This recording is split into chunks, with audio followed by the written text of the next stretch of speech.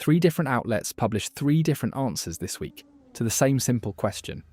What is Ferrari actually bringing to Zandvoort? And every single one of those answers skips past the one number that decides whether any of it is even legal in the first place. That number is 2%, and it comes back before this video is over. Here is the situation heading into round 12 of the season. Ferrari sits second in the Constructors' Championship with 307 points, 72 points behind a Mercedes team that has led since the opening weekend. Lewis Hamilton sits second in the drivers' standings with 169 points, 50 behind Kimi Antonelli's 219. George Russell trails Antonelli by 59. 12 rounds remain, and this is the race Formula One returns to after the summer break, at a circuit scheduled for now to disappear from the calendar after this year, which is exactly the kind of weekend where every team wants a headline. Into that context lands the upgrade question, and it splits 3 ways depending on which outlet you read. GPFans reported that Hamilton is set to receive what they described as an all-new chassis specifically for this weekend, with the engine upgrade itself held back for Ferrari's home race at Monza. Grande Prêmio, citing the Italian outlet AutoRacer, reported something narrower, an evolution of the aerodynamic package Ferrari introduced in Barcelona, focused specifically on the floor, alongside a separate, larger power unit push planned for later in the season under the same regulatory mechanism. An F1 oversteer, in a shorter preview piece, simply stated that Ferrari will have a floor upgrade at this race, with no further detail attached. 3 claims, 0 shared sourcing between them, not one technical directive, scrutineering document, or named Ferrari engineer attached to any of the 3. That gap is the actual story of this video, and the reason it matters is that one part of this picture is not a rumour at all. That non-rumour part is the mechanism that governs when and how any power unit manufacturer is allowed to touch a homologated engine mid-season. It is written into Article 4 of the 2026 Technical Regulations, and it goes by the name ADUO, short for Additional Development and Upgrade Opportunities. Hold on to that article number. It comes back at the end because it is the actual answer to half of this week's headlines. Here is the limit and the margin, in the FIA's own terms. Every power unit manufacturer is measured on something called the ICE Performance Index, built from input shaft torque, engine speed, MGUK power output, and a weighting for how sensitive lap time is to power at each individual circuit. If a manufacturer's internal combustion engine sits 2% or more behind the best performer in that index, they qualify for ADUO. Fall short of 2%, and the door to a mid-season upgrade stays shut, no matter how badly a team wants one. The margin above that floor changes what a manufacturer is allowed to do. 2 to 4% behind buys 1 additional upgrade this year and 1 more next year, alongside cost cap relief of up to $3 million for that period. 4 to 6% behind raises that relief to $4,650,000. 6 to 8% reaches $6,350,000. 8 to 10% reaches $8 million. 10% or worse unlocks $11 million of relief, plus a one-time option, available only this year, to borrow forward up to $8 million of future cost cap headroom. All of that sits outside the $215 million cost cap that otherwise governs every dollar a team spends in 2026. If you're new to this channel, we do this every day, one part or one rule at a time, always tied to the document that actually governs it, rather than the headline about it. Subscribe if that's your kind of thing. And tell us in the comments where in the world you're watching this from, because I'm always curious how far this stuff travels. So here's what the ICE Performance Index actually does, mechanically. Think of it less like a stopwatch and more like an audit sitting under the bonnet, rather than at the finish line. The FIA isn't just clocking top speed down a straight, it's pulling the torque going through the input shaft, the engine speed at every point on track, how much power the MGUK is contributing on top of the combustion engine, and then weighting all of that against how much power actually matters on that specific layout. A power-sensitive circuit like Zandvoort, with its long uphill banking at the final corner, counts differently in that index than a slow street circuit would. That index gets calculated in defined windows across the year, not continuously, and it is not published to the public. Teams find out where they stand only when the FIA tells them, which is precisely why nobody outside the FIA and the manufacturer in question knows in real time who currently qualifies. Antonelli, Every claim about Ferrari using an ADUO allowance right now is, by definition, second-hand, unless it arrives with an FIA confirmation attached to it. So let's run the actual questions this story needs answered, one at a time. Has the FIA published an official list of which manufacturers currently qualify for ADUO in this window? No, not as of this weekend. Has Ferrari's engineering leadership gone on record confirming a chassis change specifically for Zandvoort? No, none of the three reports we found quotes a named Ferrari figure saying that. Has Ferrari confirmed the floor evolution in its own words? Partially, and we'll get to exactly what they said in a moment.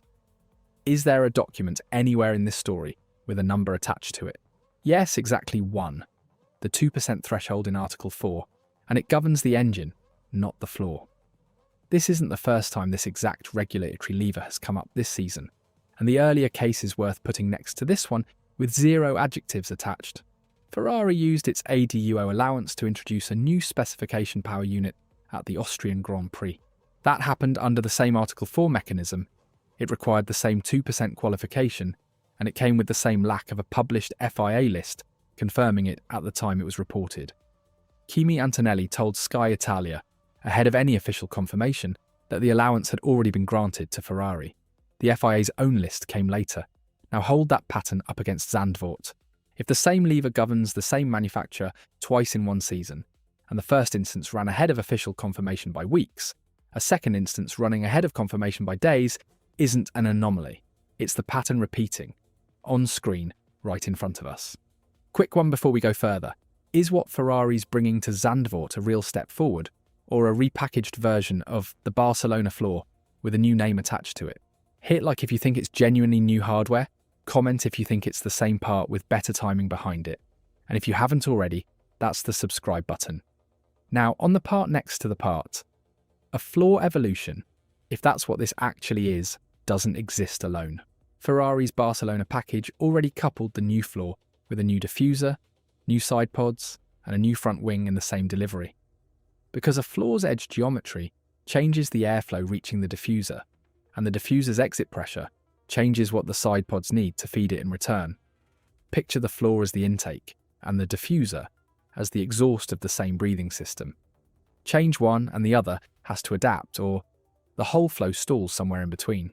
If Zandvoort's update really is a genuine evolution of that same floor, it almost certainly arrives with at least one of those neighbouring parts adjusted to match, whether or not any outlet has separately reported that adjustment yet. That's not speculation about Ferrari's intent. That's just how a floor works. Let's convert the numbers we actually have into something closer to a consequence instead of a headline. 2% of engine performance sounds small when you say it out loud. It is not small when it compounds across every remaining lap of every remaining circuit this year. On a car that is already 72 points behind in the championship, it's trying to close. That's the number from the top of this video, and here's where it lands. 2% is not a gap Ferrari can simply outdevelop its way around on the aerodynamic side of the car. It is a specific, FIA-measured threshold on the engine side alone. And crossing it is the only thing standing between Ferrari and a legal route to touch a power unit that was otherwise frozen the moment it was homologated. Walking through this season in order helps separate the confirmed from the claimed, and it's worth watching this play out visually if you're following along on screen. Ferrari's development year opened with the so-called Macarena rear wing, first shown in practice at the Chinese Grand Prix before it raced properly in Miami as part of a larger aerodynamic package. Barcelona brought the bigger step. New floor, new diffuser, new side pods, and a new front wing, all arriving together, and that race ended with Hamilton's first win of the year and Ferrari's first win of the season. Austria brought the power unit step, the new specification engine introduced under the ADUO allowance we just walked through. And now Zandvoort arrives with 3 separate, disagreeing claims about what comes next, none of them yet carrying the kind of confirmation the earlier 3 steps eventually received once the parts actually appeared on the car. Ferrari itself has said something about this weekend, though it stops short of confirming any single one of the 3 claims. The team's own statement, reported by GPFans and worth quoting exactly because the wording's doing real work here, called this weekend an immediate test bed to evaluate the effectiveness of this new evolution. Read carefully That's a team confirming a test, not confirming a chassis, and not confirming a flaw. It's the first documented sentence in this entire story that actually came from inside Maranello, and it still doesn't tell us which part it's describing. Zoom out past Ferrari specifically, and there's a structural reason this keeps happening at exactly this point on the calendar. This race marks the start of the FIA's third ADUO monitoring window of the year, covering rounds 12 through 18, running from this weekend through Mexico City. The first window covered the season's opening 5 rounds, adjusted after the Bahrain and Saudi Arabian races were cancelled. The second ran from Monaco through Hungary. Every time one of these windows opens, the same wave of upgrade speculation follows, because teams and manufacturers know a new performance reading is about to be taken, and everyone in the paddock has an incentive to get ahead of that reading in the press before the FIA publishes anything official. It's also worth remembering that 5 manufacturers sit inside this system at all: Ferrari, Mercedes high-performance powertrains, Red Bull powertrains, Honda, and Audi, under an engine formula that dropped the MGU-H entirely this year and pushed far more of the power budget onto the MGU-K instead. Every one of those 5 had to freeze its design by the 1st of March, and nothing beyond reliability, safety, or cost fixes has been legal to touch since outside this one mechanism. Here's the question. Almost nobody in this coverage actually asked, why do 3 separate outlets reporting on the same team in the same week produce 3 incompatible stories instead of one confirmed one? Remember that question. The answer to it is the actual reveal of this video, and it's coming. Right before we get into that, if you've made it this far, you're exactly the kind of person who's going to want next week's video too, so go ahead and subscribe now if you haven't. Because what's coming next is the part that actually explains the disagreement, and it's worth not missing. So here's what's actually happening underneath 3 contradictory headlines. Ferrari, like every top team, gives selective, off-the-record previews to specific outlets ahead of a race weekend, partly to manage expectations and partly to test how a story lands before Parc Fermé locks the car in for scrutineering. Different outlets get different fragments of the same internal conversation at different points in the week, often from different levels of the organisation. GPFans' chassis line and Grande Prêmio's floor evolution line are not necessarily contradictory descriptions of 2 different things. They may be 2 partial descriptions of the same delivery, one focused on the structural change, the other on the aerodynamic surface built around it, each reported by a source who only had visibility into their own fragment of it. That's the mechanism behind the disagreement. And it's also exactly why none of the 3 claims should be treated as confirmed until Ferrari's own technical delegation submits the part for scrutineering, which is the only moment any of this becomes a document instead of a fragment. The hidden cost in all of this sits on the engine side, not the floor side. Every dollar of ADUO relief exists precisely because it's being pulled outside the normal cost cap accounting. That sounds like a gift until you remember why the allowance scales with how far behind a manufacturer is. The FIA isn't handing out free development. It's compensating for a competitive gap that already cost the manufacturer performance for months before the relief was even granted. Ferrari spending against an ADUO allowance at Monza means Ferrari's engine program was already measurably behind the benchmark for long enough to qualify for it. The relief doesn't erase that history, it just prices it. The strongest case against everything I've just argued is simple. Maybe Ferrari really is bringing an all-new chassis, a floor evolution, and a separate engine step. All broadly true at once, and the 3 outlets each just grabbed a different piece of a genuinely larger update than any single report captured on its own. That's a fair point, and it's entirely possible. I don't have a way to rule it out from here, and I'll say plainly that I don't know which version is closest to what actually rolls out of the garage on Friday. What I do know is this: Zandvoort is the moment the FIA's third ADUO window opens. The 2% threshold on the engine side is real regardless of what the floor turns out to be, and Ferrari's own statement calls this weekend a test bed for the first step of a longer plan rather than the plan's finished form. The chassis might be new, the floor might be new, neither claim currently has a document behind it. The 2% threshold does, and that's the one part of this story that was never actually in dispute. Which of the 3 reports would you bet on?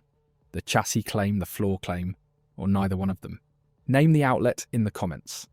The next real test of any of this comes with the scrutineering paperwork from this weekend, and the one after that comes at Monza, where every source we found agrees the actual engine step is planned.